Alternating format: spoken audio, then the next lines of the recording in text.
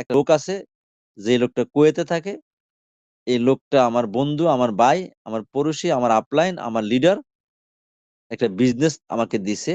এরকম হাজার হাজার মানুষ চিনা শুরু করছে। এটা লক্ষ লক্ষ মানুষ চিনবে।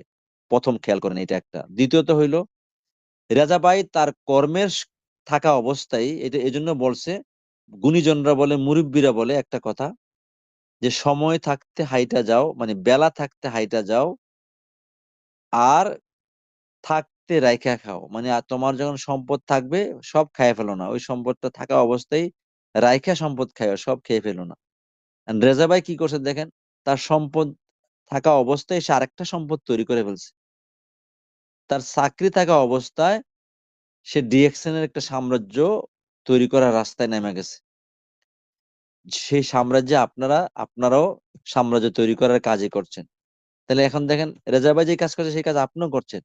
রেজা ভাই দেখেন, এক সময় সারা জীবন কুয়েতে থাকার কোনো দরকার নেই, থাকবেও না, চাইলেও থাকবে না।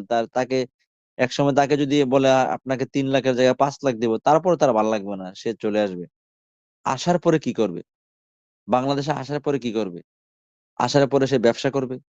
আসার পরে সে কোনো একটা চাকরি করার জন্য আবার প্ল্যান করবে।